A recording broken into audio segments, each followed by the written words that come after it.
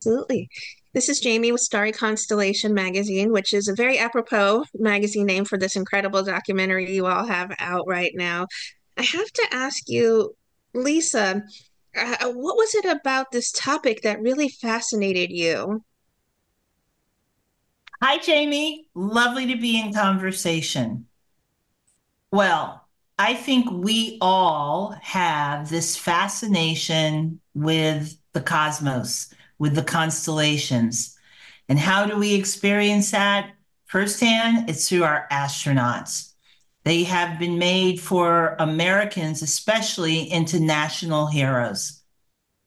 Well, I didn't know the depths of the contributions. I didn't know these hidden histories. And when our executive producer, Leland Melvin, opened up for Diego and I this really beautiful, intimate access to our participants to share in their words, we knew that we had the ingredients to tell something that was fact forward and grounded in the testimonies of these brilliant men. Diego asked Leland and Edward if there was specific topics or specific individuals you all wanted to make sure you highlighted with this film. Um, and he kicked it back kicked it back to you all. They kicked it back to you all, I should say. um, did you and Lisa sit down and make a list of people you wanted to feature or topics you wanted to be sure to include in this particular film? Not just people who you wanted to interview, but maybe people you wanted to highlight that were behind the scenes of this space race for African Americans.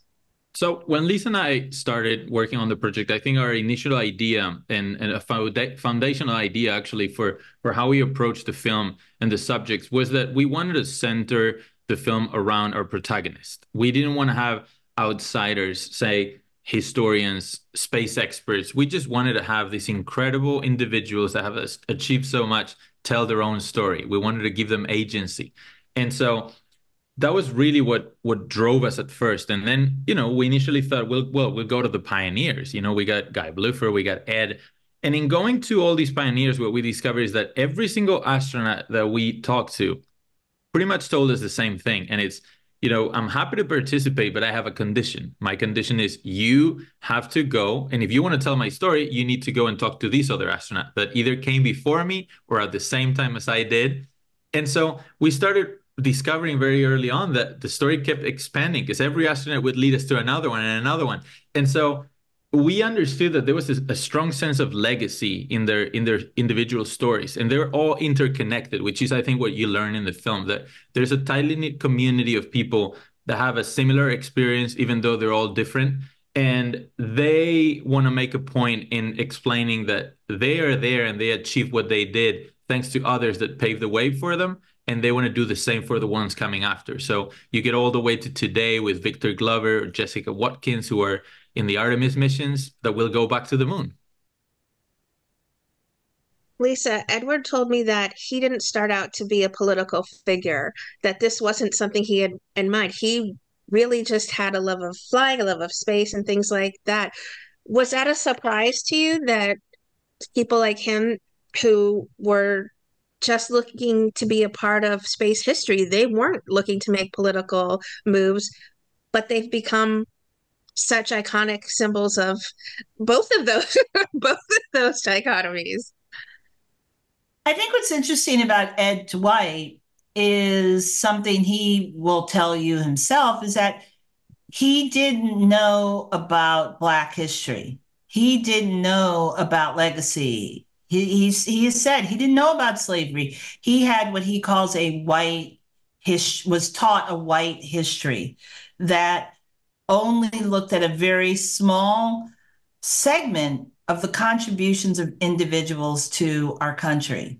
So I think for Ed, there has been so much in the course of his life that has changed in his understanding of a history that he is a part of um, by birth, but a history that he is a part of by his participation in the program and what he means to subsequent generations that have followed him. You know, he's probably mentioned to you, he knew Victor Glover since Victor was 15, and he became a mentor to Victor, who is now a part of the Artemis mission. So I think Ed's relationship with history is so interesting because he enters in not knowing the story of his peoples and then finds himself centered in a new story that is moving forward.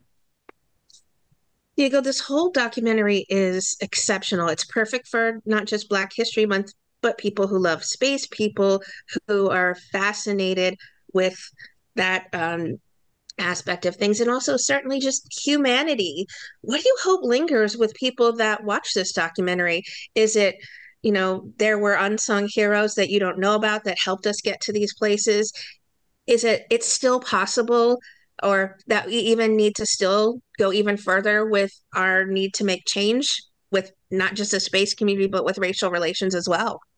Yeah, one thing that, I hope people get to experience is for 90 minutes while watching this film, they'll get to live someone else's life for those 90 minutes. And not just any life, but, the lives of incredible individuals, of overachievers who had the privilege of seeing Earth from the outside, seeing all of us together as one. And so while they're working in space, doing the most advanced science and moving our, humankind forward in our knowledge of the space and our place in it, they were working together with people of all races, creeds. So they become a model of what humans can do when they work together. And yet, at some point, they all had to land back on Earth, where there's these incredible divisions that make no sense when you look at what they accomplished in space. So I hope people, get this idea that we could do much better if we look at these role models and try to emulate what they do.